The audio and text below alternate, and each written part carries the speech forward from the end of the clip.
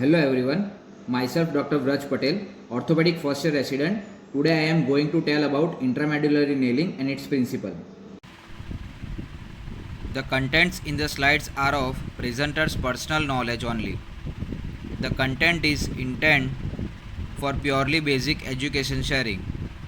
Any content is based on presenter's own and personal understanding by standard subject study literature, and it is not presented here as an evidence-based medicine. The content cannot be used directly for any literature, particular conditions management, treatment, or other purpose by anyone without studying other evidence-based literature. The presenter is not responsible of any consequences of that. We do not have any advertisement goals. Nail. A rod called a nail which is inserted in the medullary cavity of the long bone to act as an internal split. It is called as an intramedullary nail. It is commonly used for long bone fracture fixation and has become standard treatment of most long bone diaphyseal and metaphyseal fractures.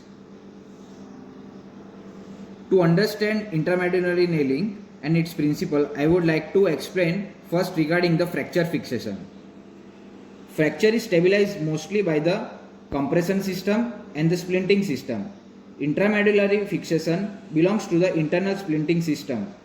Splintage may be defined as a construct in which micromotion can occur between bone and implant, providing only relative stability without interfragmentary compression. Now, generation of the intramedullary nail. There are total 3 generations. First generation primarily act as a splint. Rotational stability is minimal. Primarily relies on the closed fit. Examples are the K nail. This is the example of K nail.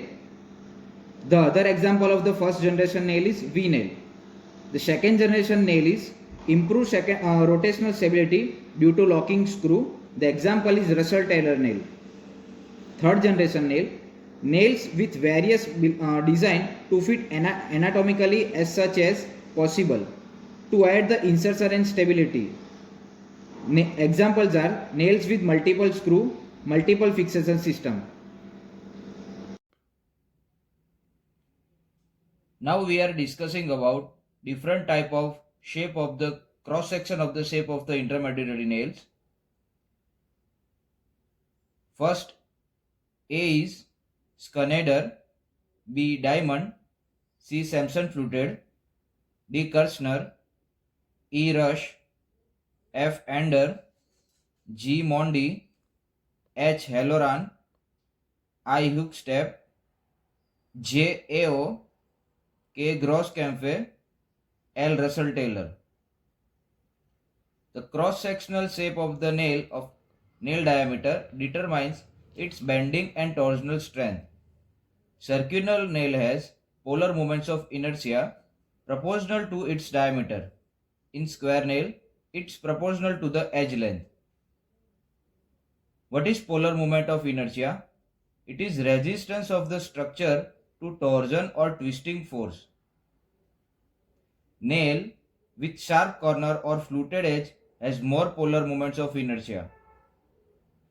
Cloverleaf design resists bending most effectively. Different type of material used for making of intramedullary nails are stainless steel and the titanium. Titanium are 1.6 times stiffer and elastic modulus is 50% lower than the steel nail. Titanium alloy has a modulus of elasticity closely approximates that of the cortical bone. What is modulus? Modulus is ability to resist deformation in tension. Discussing about type of the nails. 2 type of the nails, slotted nail and non-slotted nails. These are the difference in which various diameter, wall thickness, insertion point, stability, shear forces and stiffness in torsion. We can see difference between slotted and non-slotted nails.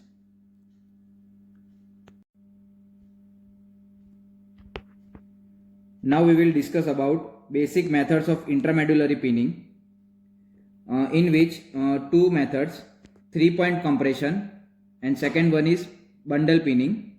Most pins stabilize fractures by 3-point compression. These pins are C or S shaped. They act like a spring. In 3-point compression, there are contact between nail and bone, in which first one is at the entry point, second one is along the narrow segment of the medullary canal, and third one is at the cancellous epiphyseal bone on the opposite cortex.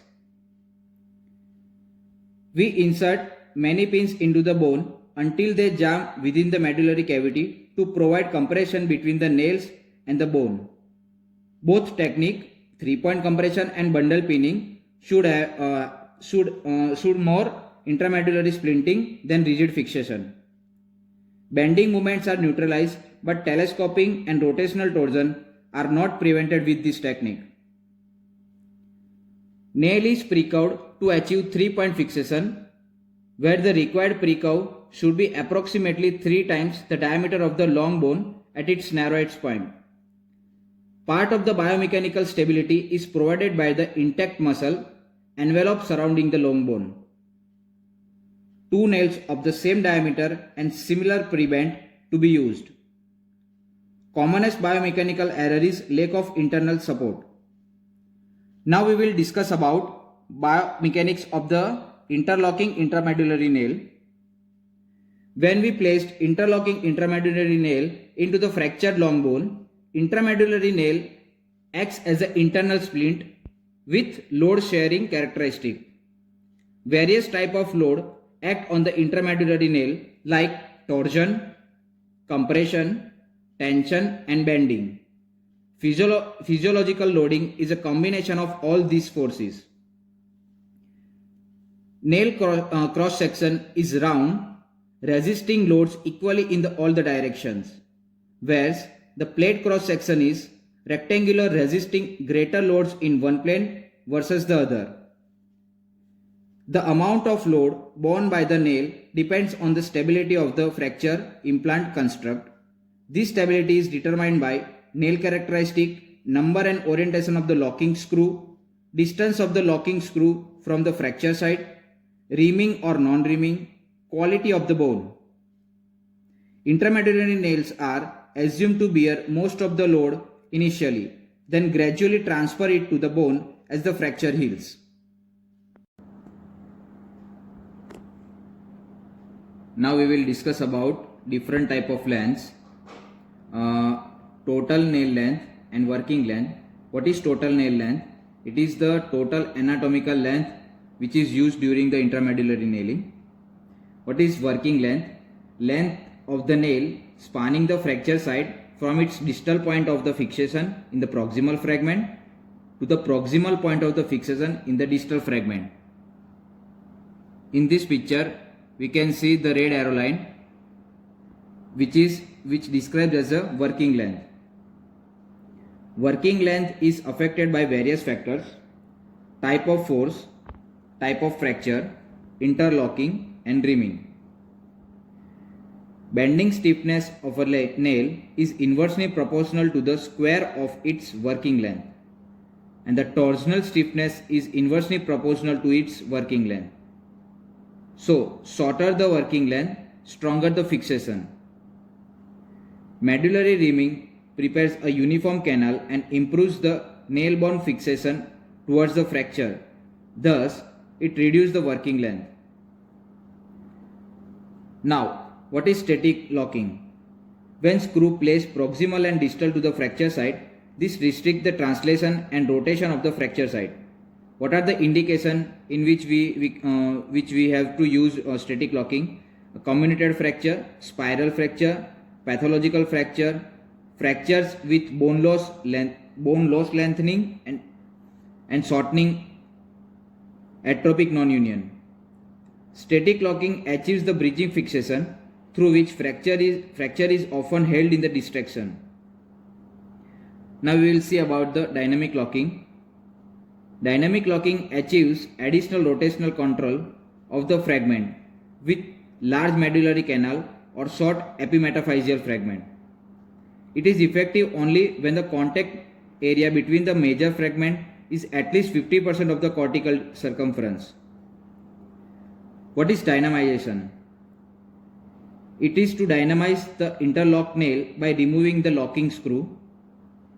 It is indicated when there is a risk of development of non-union or established pseudoarthrosis.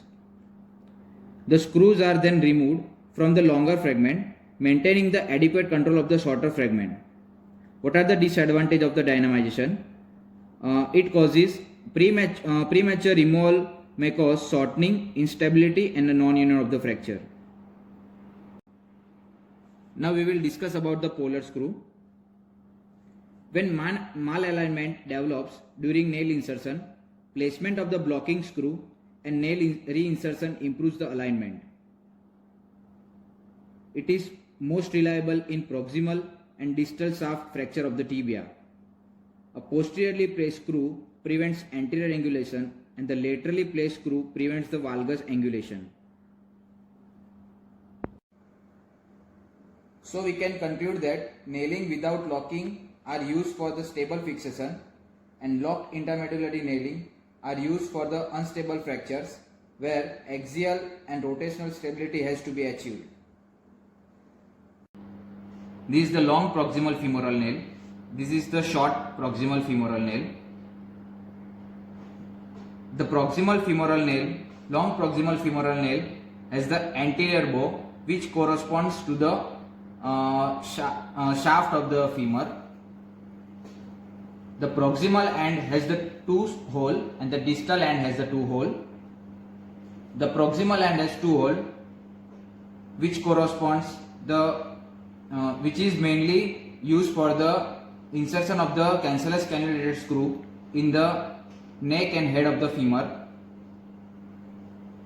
The distal end has the oval hole which used for the dynamization. The proximal femoral nail are available in the different diameter. It is available in 9 to 12 and the angle is 130 to 135 degree. The proximal end has the 2 hole. The proximal hole which corresponds the 6.4 mm cc screw and the distal one is 8 mm cc screw, and the distal hole which accommodates with the 4.9 mm cc screw. What are the uses of proximal femoral nail?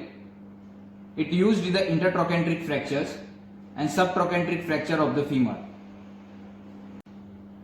Now we will see the femur interlocking nail. The femur interlocking nail has the anterior bow which corresponds to the shaft of the femur. The proximal end has the 2 hole and the distal end has the 2 hole. The oval hole is used for the dynamization, and femur interlocking nail is used for the shaft femur fracture. This is the interlocking nail for the tibia. It has the 11 degree bend which is also known as the Herzog bend. It is made due to the entry axis and the medullary axis of the tibia. The proximal end has the 2 hole, distal end has the 3 hole. This oval hole is used for the dynamization. The distal end has the 3 hole, 2 are the mediolateral and 1 is the anteroposterior. Tibia interlocking nail is used for the shaft tibia fracture.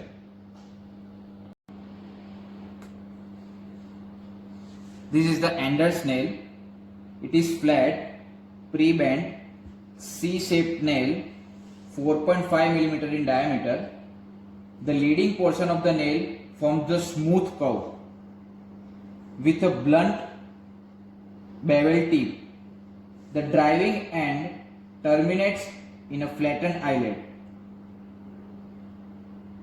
The curve shape of the nail provides the 3-point fixation in medullary canal. It is used in the fracture of the neck, trochanteric subtrochanteric region of the femur, distal femur fracture, tibia shaft fracture, and the proximal humerus fracture. This is the rush nail. It is solid, circular in cross section. It is available in 3 to 7 millimeter in diameter. It is straight with a sharp bevel tip and hook at the driving end. It is used in the comminuted femoral shaft fracture and the humeral shaft fracture. Now we will see the elastic intramedullary nailing. The example is TENS, titanium elastic nail. It is mainly used for the pediatric orthopedic fractures. Elastic nailing reduces the diaphyseal and metaphyseal fractures satisfactorily in the term of length, rotation and alignment. It acts on the 3-point fixation.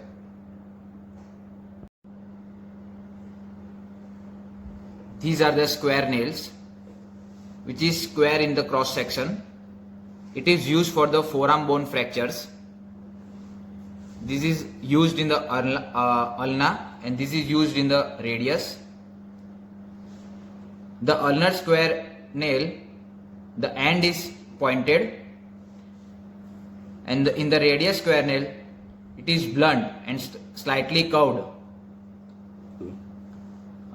This is used in the distal half of the ulna fracture, and this is used for the proximal half of the radius fracture.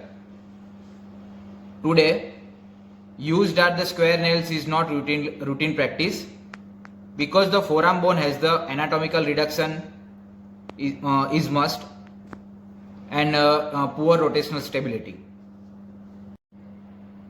Thank you.